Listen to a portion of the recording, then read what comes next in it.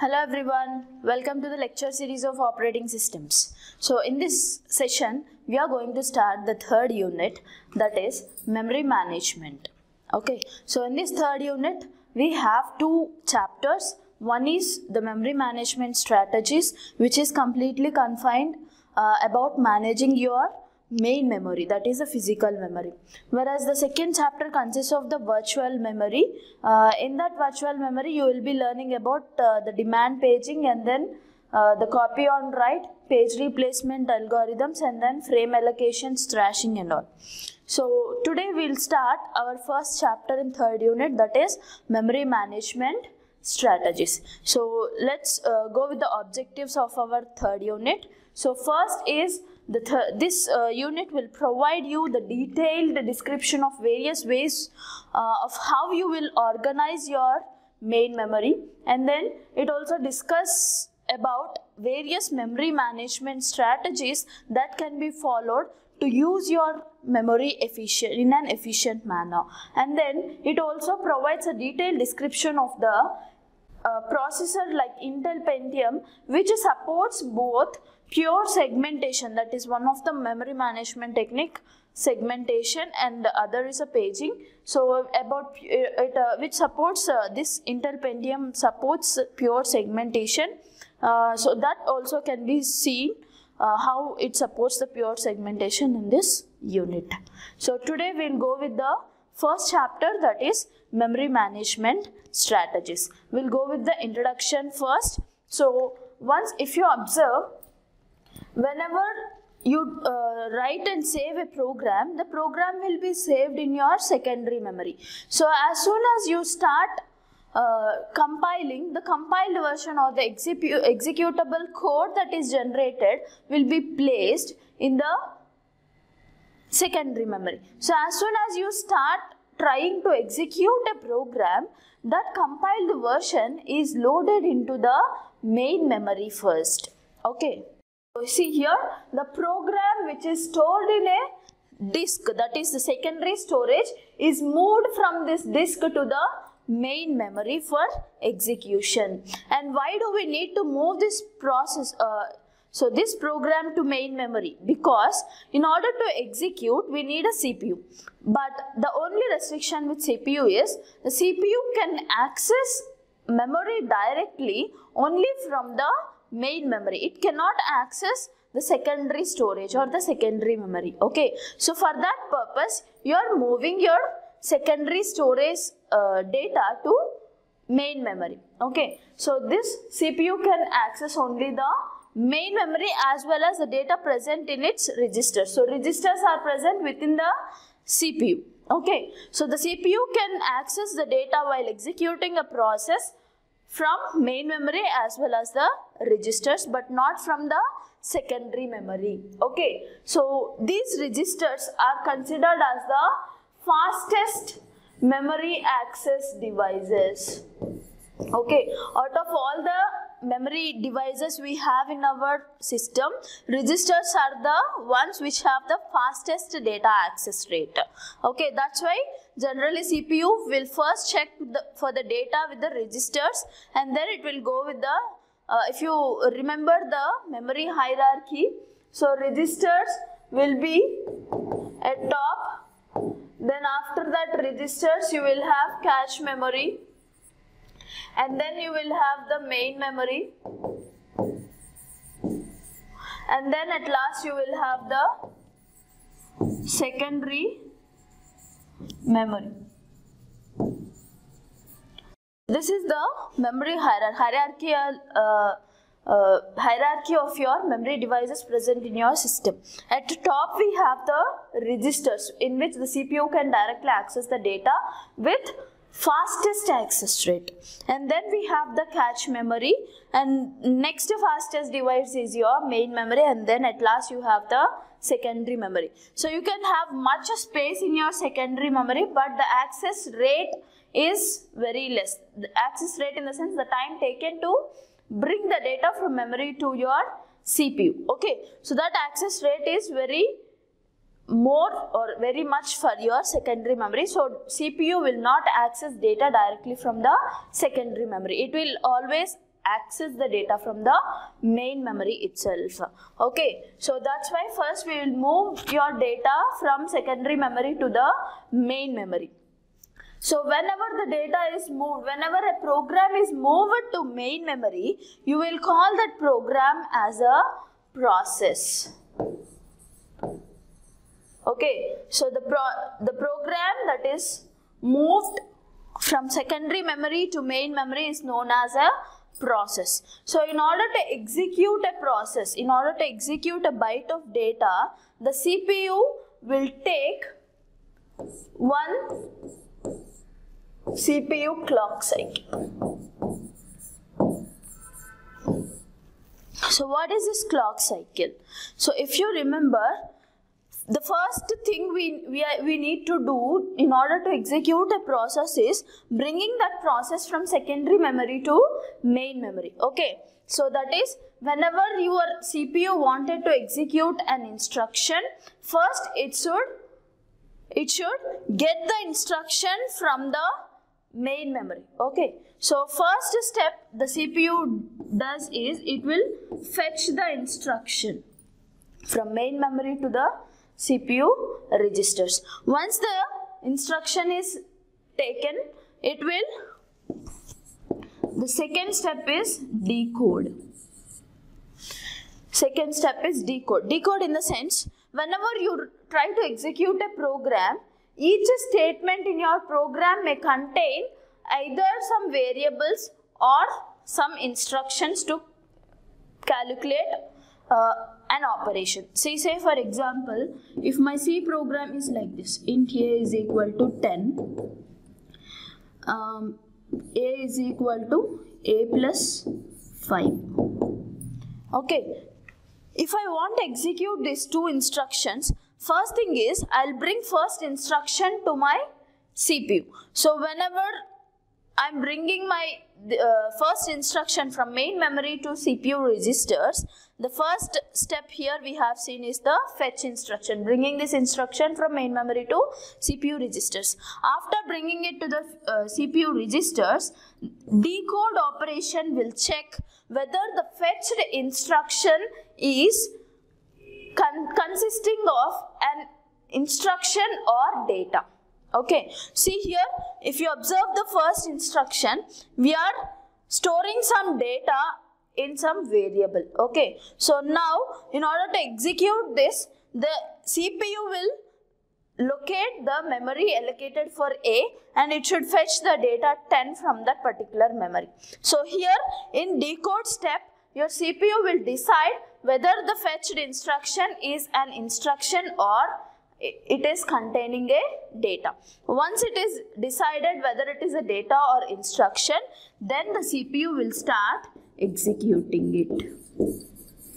Okay, so whenever you want to execute an instruction, these are the three steps that are followed by your CPU: fetch, decode and execute.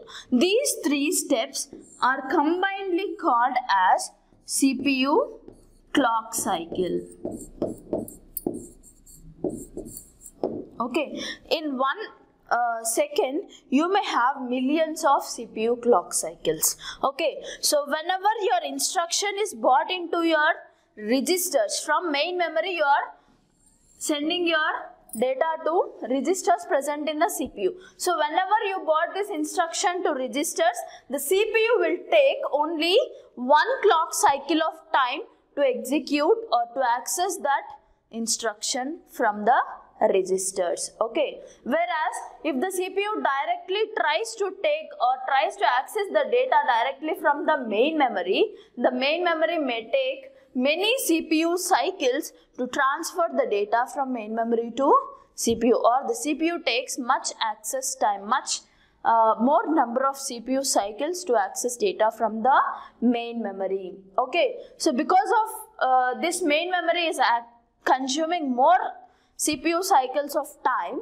we have introduced one more device called cache memory in between the registers as well as the main memory. Okay, see here, the cache sits between the main memory and the CPU registers. Between the CPU registers and the main memory, we will place the cache memory. Okay, why we'll place the cache memory? What is the purpose of this cache memory is, whenever you're trying to execute an instruction, your instruction is first copied to cache memory and then it is moved to the registers. So after completing the execution of that instruction, again if you are trying to execute or if you are trying to access the same instruction for the second time, then instead of going for main memory, simply you can get it back from the cache memory. That is, those instructions which are being repeatedly used are stored in the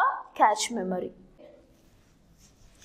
And then whenever you are trying to access or whenever you are trying to execute an instruction, you need to ensure that the CPU is accessing the exact memory addresses or accessing the exact memory location that is given for that particular process. So for that, ensure you need to have the protection for your main memory. Okay, so now observe this.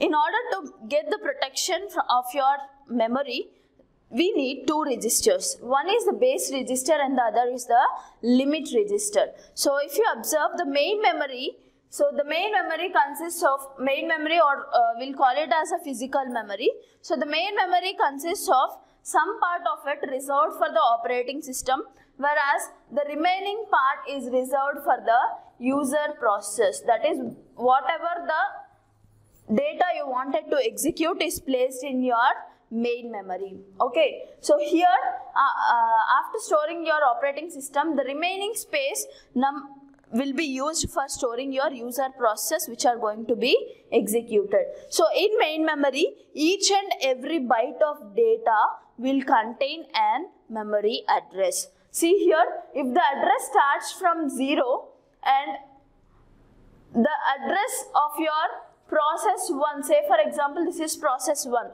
So the starting address of your process 1 is 256000. So the base address or the base register will store the starting address of your process, and the limit register will store the size of your process. Say for example, if your process is of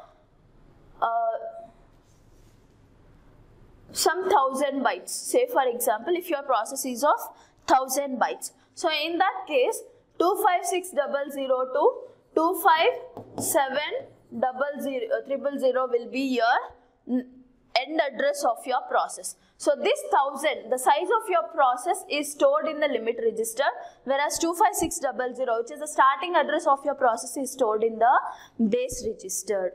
Okay, so using this limit and base register, we can provide the protection for your main memory. So observe the diagram here. So whenever whenever you try to execute an instruction, your CPU will generate an address called logical address. This logical address will contain which byte of data you wanted to execute in that particular process. So that byte of data is compared with the base address. Okay, so in previous case, this is the base address of your process 1. So this logical address, now if I want in that 1000 bytes, say for example our process 1 is of 1000 bytes. So in that 1000 bytes, if my CPU wants to execute some byte number 500.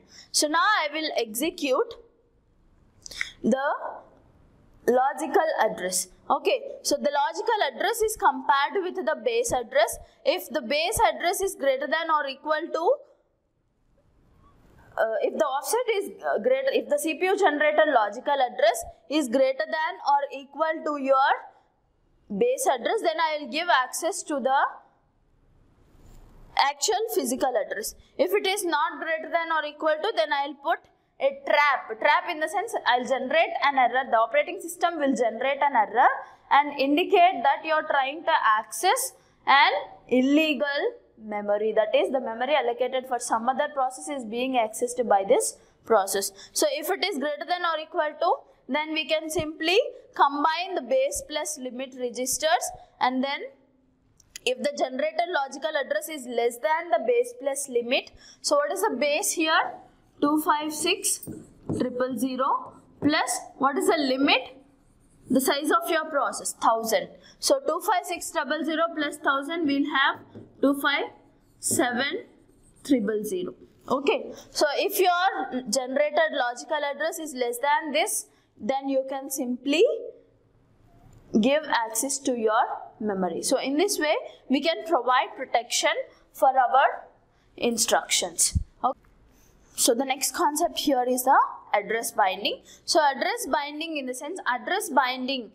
So whenever you try to access, whenever you try to store your program, whenever a process is placed in a main memory, generally your main memory addresses may start from 0000, like we have seen in the previous diagram. Okay, so your first address of your user process may not be 000 because our operating system is reserved. Some space of your operating system is some space of your main memory is reserved for your operating system, and your operating system may be placed at the address 000. So the user process may start after your operating system file's memory. Okay, so the addresses in the source program are generally symbolic. Symbolic in the sense, you will simply make use of the variables instead of providing the addresses. If you want to store a value 10, we simply write a is equal to 10. Okay, so we simply write a is equal to 10. So, but we will not write the address 256,000 is equal to the value 10. We cannot remember the physical addresses. We will simply go with the symbolic addresses like int a is equal to 10. Okay, so instead of these symbolic addresses should be mapped with the actual physical addresses, and that mapping is done by your compiler. So whenever you try to compile your program, your addresses are binded to your actual physical memory. Okay. So here the address binding can be of three types. So first thing is the compile time address binding. Compile time address binding in the sense, as soon as you compile your program, your memory addresses, your memory will be allocated for your process. As soon as you compile your process, your program, the process is loaded into the main memory and the addresses allocated for your process are binded or attached with the compiled version of your program. And such code, such compiled version of your program which consists of the actual physical addresses is known as absolute code. And if you want to change the code, or if you want to change the program, you need to recompile the program, because whenever you compile the program, your addresses will be changed. And the second type of address binding is at load time. Load time in the sense, whenever you try to attach, say for example, if you consider a C program, you may have library files, #include stdio.h, like that. So those header files will be attached to your program during the load time. So whenever you try to attach such library files, your address may be generated after attaching those header files. Okay, that case you will call the code as the relocation code if the memory location is not known at compile time. If you are not getting your memory addresses at the compile time, then whenever you try to attach your library files, then you may have the address binding, and such code is called as the relocatable code. Okay, and the third type we have is the execution time binding or the dynamic binding. So in this execution time binding, you will not get your addresses at compile or load time. Whenever you try to execute your process, then only you will have the memory allocated for your process in the main memory. Until and unless you execute, your process is not loaded into the main memory. Okay, so that is at the runtime. So these are the three types. So you need the hardware support for address mapping, that is CPU generated logical address should be mapped with your physical address. Okay, so now let us go with the logical and physical addresses. So logical address is the address generated by the CPU during the time of execution, whereas physical address is the actual address location which is given for your process in the main memory. Okay, so whenever the address binding is done at compile time and load time, then you will have the identical logical and physical addresses. Identical in the sense you will have both logical and physical address as the same. But at the time of dynamic execution or execution time address binding, you will have two different addresses. Physical and logical addresses are different. Okay, so that is all about the introduction of your main memory.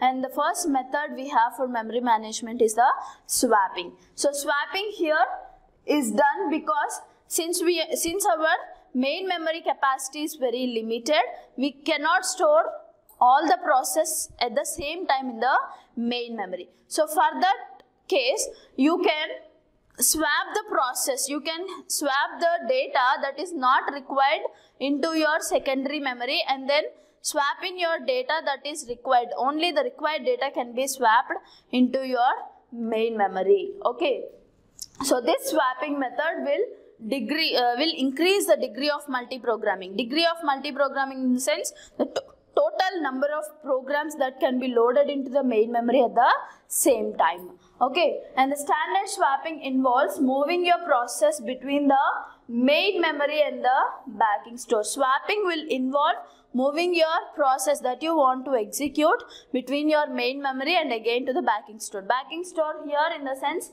is your secondary memory. So as soon as you save your program, it will be stored in the secondary memory, and whenever you try to execute a program, it will be moved to the main memory. So secondary memory to main memory, your process is swapped. Once the execution is completed for some particular set of instructions, those instructions can again be moved back to the secondary memory.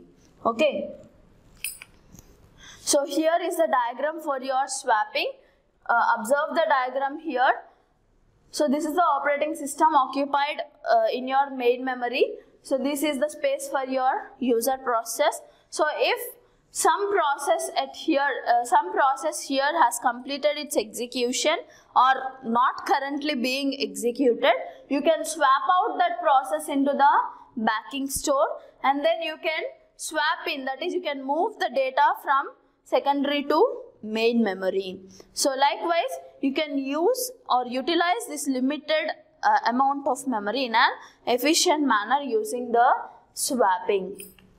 Okay, so the major part of your swapping is concerned with the swap time. Okay, swap time is mainly consisting of your transfer time. Transfer time in the sense, so in swapping what we are doing, just we are moving the data from secondary to main memory and from main memory to secondary memory. So until your data is moved, swapped in and swapped out, your CPU should wait for that particular data.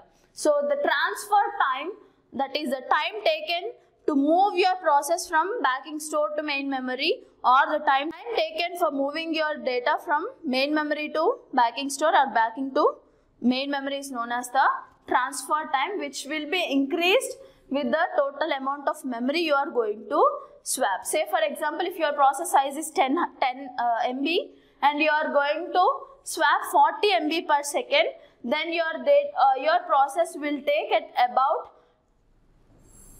10 by 40, that is 1/4 second. Okay, so the total amount of memory swapped will be depending or will be directly proportional to your transfer times. So variant of swapping, so instead of swap in and swap out, we'll simply do it in roll in and roll out. Nothing but roll in is swapping in, that is secondary memory to main memory, and roll out is main memory to secondary memory. And instead of whenever you are having the dynamic address binding, then you need to execute the system calls like request memory and then release memory. Okay, so the process swapped out will be swapped back again to the same memory location based upon the type of address binding. If it is load or assembly time binding, you will have the same address allocated again. If it is dynamic binding, you will have different address. Okay, so we have number of versions of swapping. Here, first method is, instead of swapping continuously, we can disable swapping until our data gets executed. And the other version is, you can swap only few parts of your process and then swap in only the required data by reducing the total swap time. So that's all about your swapping. Thank you for watching this video. In next video, we'll continue with the contiguous memory allocation strategies. Thanks for watching.